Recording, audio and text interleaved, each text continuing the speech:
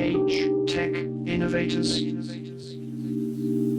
Hello. Welcome to Age Tech Innovators, the podcast where we explore how technology is transforming the way we care for our aging population. I'm Monty, your host, and each week we chat with inspiring leaders who are making a real difference in the lives of older adults, sharing innovations and ideas that help support and uplift those who need it most. Join us as we work together to build a brighter, more caring future for everyone. Now, let's dive in. So I'm with Dr. Michael Rooney, which is an absolute pleasure. I know you're doing some really, really cool things. Before we start, can you run me through who you are and what you do in 60 seconds? Hi, Monty. I'm not sure I deserve that accolade, but as you say, Really? I'm a clinician. I'm GP trained. I got involved in what started off as a GP cooperative in 1996 to manage GP out of hours better, and the organisation has flourished. We now call ourselves an out-of-hospital organisation. Our main job is 500,000 patients in Stockport and Trafford doing GP out of hours, but we also do lots of acute medicine work in emergency departments, walk-in centres, community IV services, and lots of other interesting stuff. Amazing. So supporting 500,000 people is really significant. Before we jump into exactly how you're doing that, people tend to have interesting stories as to how they started in this industry and started in the space of supporting people. How did you end up becoming a GP and ultimately go on to support so many people? I honestly can't pretend there's any great altruism in starting to be a GP. It was, back in when I was doing my A-levels, which was what I think they still do A-levels at school, it was the most competitive thing to do. So I thought, well, I'll have a go at that. And to my surprise, I ended up in medical school, which was an awful lot of fun. And I learned a small amount of medicine in medical school, but much steeper learning curve after leaving medical school. So once you left medical school, how did you go from becoming a GP? Because I know you're involved with supporting so many people with the out-of-hours service. What was the actual transition between maybe the one-to-one GP to actually starting to run and be involved in something that is supporting people at scale? Yes, I mean, the NHS was an earlier adopter of the population health approach compared to a lot of other health systems. Traditionally, healthcare is an interaction between individual clinician and the patient. Because it's essentially controlled by government in the UK, there's been a much stronger emphasis on the outcomes, which means dealing with populations rather than patients. Although, from what I understand, the health maintenance organisations in the United States were behind us fairly quickly. In my own journey, in the mid-1990s as a GP, we were struggling with increasing demands of out-of-hours care, and that the model then was that out-of-hours care was something that wasn't really very busy and you could fit it in after doing a day's work. And with the ageing population and the demographic changes, it was becoming ever more of a problem. Nationally, there was a movement to have GP cooperatives where GPs got together in the same area to provide an out-of-hours service. And out-of-hours is perhaps a misnomer because it's 2/3 of the week, from 6:30 in the evening to 8 o'clock in the morning, all day, weekends, all day bank holidays. And it's actually when most of the unpleasant health events occur to people. So out of hours is a misnomer. Perhaps it's really these days urgent primary care or more and more out of hospital care. Okay, so for people who are listening to this and maybe don't understand what the actual out of hours support looks like, you mentioned some examples of it's urgent, but what would you say are some examples of these out of hours care, just so people who are maybe new to this field really understand what this is? Well, people in the UK will know that the more and more frequently, particularly when the GP surgery is closed, patients will go through to NHS 111, which uses a binary. Well, it's basically paper-based, but it's done on software now. But it's a binary decision-making algorithm where non-clinicians will actually ask the patients what their symptoms are. It's very, very risk-averse, so it will eventually lead the operative and the patient down to one decision outcome, which might be you need an ambulance, or you need to go and see a GP, or you could do it with self-care, or maybe you'll go to an urgent treatment centre. We get those patients that are deemed to be appropriate to come to an urgent treatment centre or to see a GP in the out-of-hours service. But actually now there are things called clinical assessment services, whereby electronically we will look at many of the ambulance dispositions and see if there's a better way of actually managing that than call an ambulance, given that and ambulances is a very, very expensive way of delivering healthcare. And essentially, there aren't enough of them. And we also know that delays in the ambulance department, in the ambulance service for those patients who need an urgent ambulance are now a significant risk and a significant cause of harm. So people need some assistance. They go down the 111 route. They're evaluated by a non-clinician, and then they are, as you say, diverted to they're triaged, and then sometimes get an ambulance, and then sometimes are looked after at home by themselves. You mentioned it's super risk averse. Is it risk averse in the sense that the majority of people who potentially don't need support are still sent some emergency support because there wants to be a very, very low chance of ensuring that no one slips through the net in terms of this? But does that mean there's a lot of wasted resource in terms of who's actually getting the support they need? There's certainly very, very poor use of resource. The political drivers that pushed the 111 service and the use of the algorithm, which is called NHS Pathways, was to avoid what's called postcode prescribing, where people in one area get a better service than the others. It's try and give a measure of equity. It was also thought to be cheaper, and that hasn't worked out to be the case. It was thought to be a way of dealing with healthcare with fewer highly trained professionals involved, and I also think that's been a problem. I talked about the harm that happens from people who desperately need urgent care, the highest end of acuity being delayed. It's also the case that too many patients ending up in the emergency department also causes harm. We know now that if you are a patient who spends 10 hours on a trolley in the emergency department, you're in the group that has a 20% mortality. So that delay is a problem. And the problem with the NHS 111 pathways is it sends too many patients to the emergency department. When we did it ourselves, just with using human beings managing the front end, we sent about 6 to 7% of the calls to the emergency department. Pathways by itself sends over 20%. That's three to four times as many.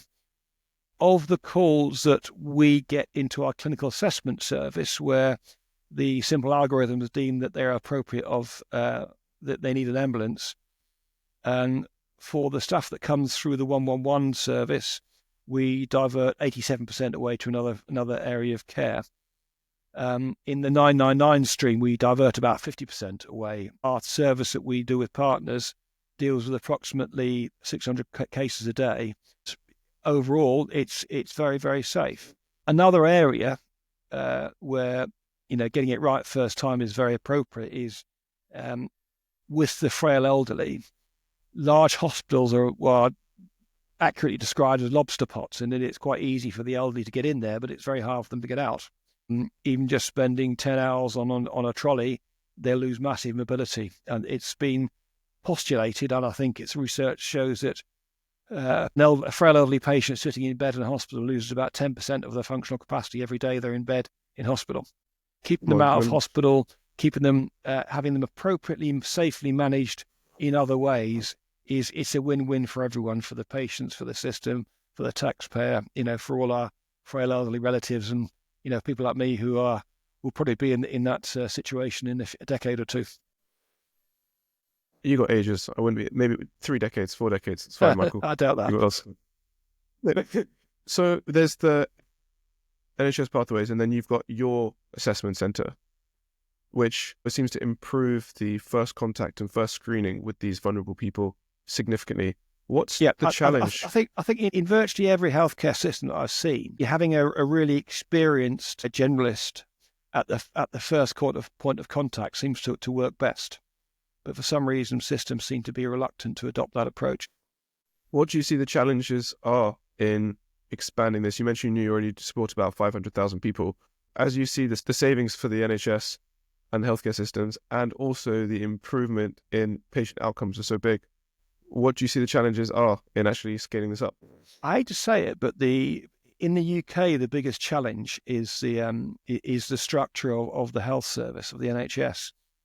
Internationally, the UK is a very, very slow and late adopter of technological change. When you speak to some of these, UK-based healthcare entrepreneurs who are coming onto the market with really exciting stuff, most of them find that most of their business is overseas. The problem in the UK is that Contrary to all the experts, if you look at the recently commissioned Darcy report they commissioned, his drift really was more and more anticipatory care in the community, and less and less expensive hospital-based care. But the proportion of the healthcare budget devoted to primary care has, in the last decade, gone from approximately 10% to about 8.3%.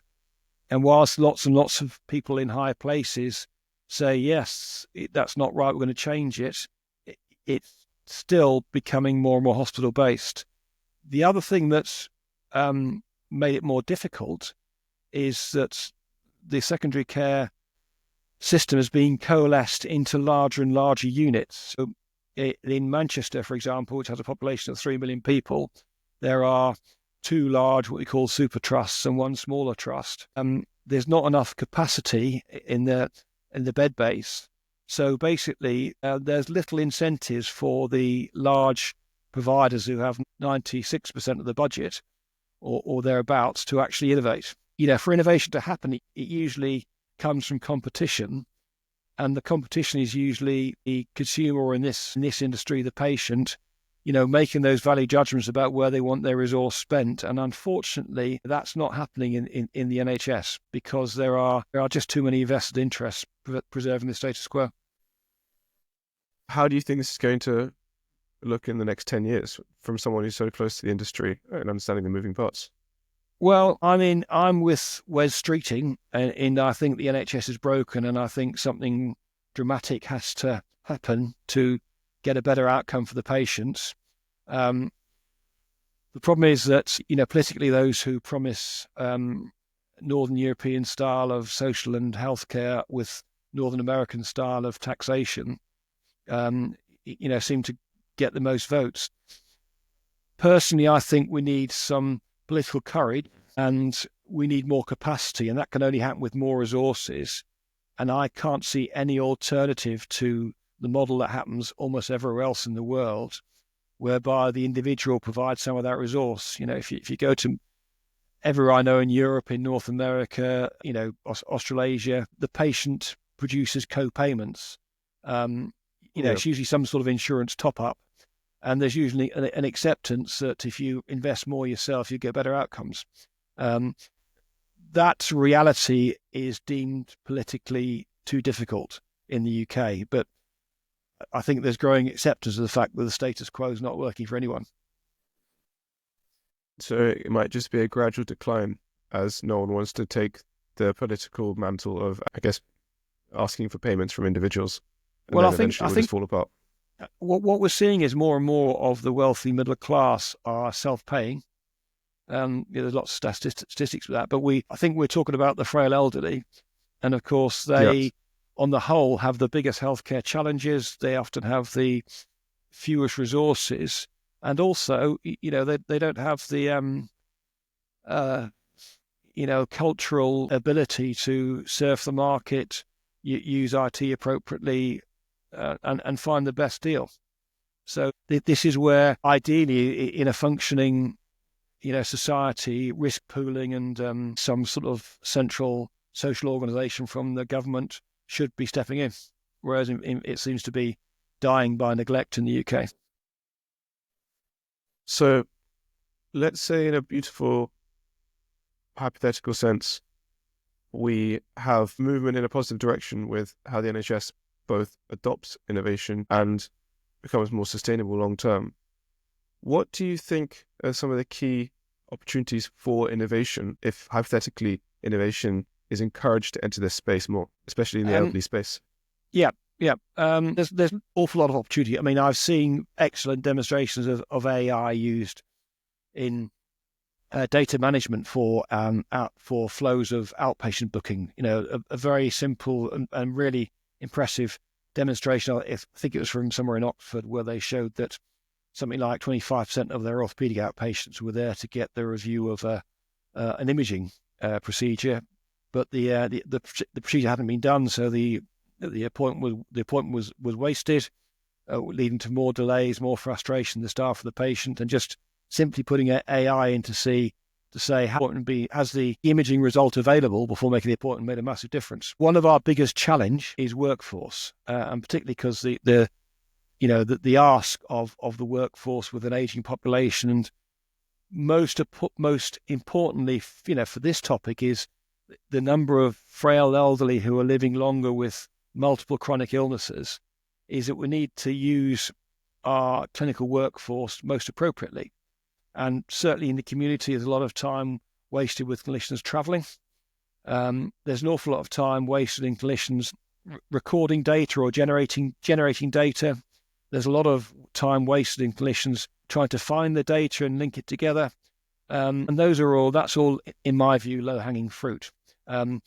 If you think of the traditional way district nurses work, they would drive from one patient to another in a scattered urban or suburban area, and often going to see, are those patients okay?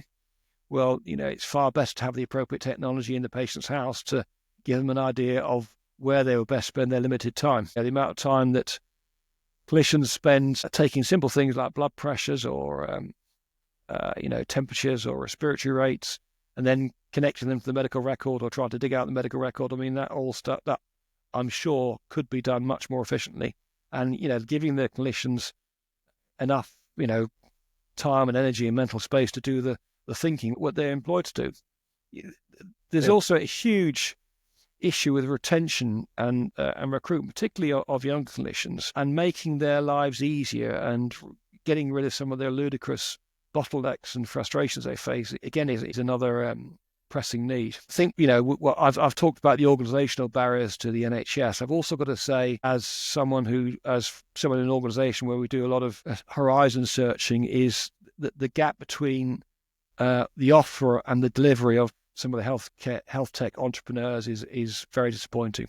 The industry as a whole needs to get to the state where they under promise and over delivery, and therefore generate confidence in the senior decision makers rather than the opposite, which is unfortunately very often the case. Yeah, and I know that you had an experience where you had a project. We don't need to go into the specifics of the project in any sense, but is this what you're referring to in terms of you had a project, it was promised these outcomes, and then it didn't fulfill these outcomes, and the complexity was more than you recognized? Yeah, I mean, it's a concept of work as imagined rather than work as it's done. But that's common. And we actually find that we've currently realised we're doing the beta testing for some people marketing healthcare products or healthcare services. When they get to what they think is a minimal viable product, they then market it as something a bit more developed. And I think that's really holding things back, because it allows those who are sceptical about it, or those who say, well, traditional methods work better, it empowers them. That's really interesting. So you have a wave of health tech businesses who aren't established in what they're doing, turning up, promising the world, and then because they can't deliver on what they're promising, because it's very much a guessing game for them as well, it further confirms the status quo that how things are currently being done is better than investing in new innovation. Yep, and from in our particular point of view, we performance manage our clinicians so they're under pressure for time. And when we try and bring in systems, if the systems don't work, they get very little user. The users don't adopt them, and so the systems need to be more reliable, need to be more robust, and also really importantly, I think something that's undervalued is the ergonomics of the system. It's got to be easy, simple, and intuitive to use. And it's got to make the clinician's task easier to actually get an outcome, rather than a bigger challenge to the clinician that might deliver a better outcome for the patient. If it's not simple, easy, and reliable, it won't be used. Where you see new businesses approach you to introduce innovation, do you think it's within this space of actually making it easy to adopt from the clinician's point of view that is sometimes the most overlooked area, or is there another area that you think is potentially overlooked? Certainly certainly the limited understanding of the marketplace is significant. And obviously people try and... The NHS is a very strange beast. So people who don't understand the NHS but understand systems abroad find it very difficult to translate the appropriate approach. I think if you're a busy clinician working in urgent primary care, you're highly trained in clinical medicine, but the systems that they have to practice medicine in are getting much more complex. So anything that makes the process more complicated introduces extra stress, extra points of failure, and then will threaten the success of the project. Yeah. And we are seeing this more and more. The systems that are designed work in a perfect environment where the tech works all the time, where there's no loss in communications, where the patients do and say predictable things, and everything goes as planned in the laboratory. But real life is quite different. So this is an interesting perspective, because I see there's also a high barrier to entry for people entering within, bringing innovation into the NHS, just because it's such a difficult landscape to navigate. So we've both got sometimes a high barrier to entry because it's difficult to navigate and difficult to even understand and therefore identify the key problem and solve it. But then also you've got people who overcome that high barrier to entry. Maybe they've got an MVP and they try and sell something, but they don't understand exactly how it will be used. And then that further creates more skepticism. So this is a bit of a barrier, but some people get through, which maybe raises the barrier even more. What do you think will happen to those organizations or those bodies that aren't actively adopting new innovations and who potentially get stuck in more of this traditional thinking, even though they have bad experiences? Well, the traditional analogy is Blockbuster and Netflix, isn't it? Allegedly the board of Blockbuster ignored streaming, and the rest is history. I mentioned before about the overdue reorganisation of the NHS. So when, hopefully, if or when that happens, then hopefully it will be the fittest that survive. But until we have enough capacity to allow underperformers to fail and disappear, everyone's going to struggle.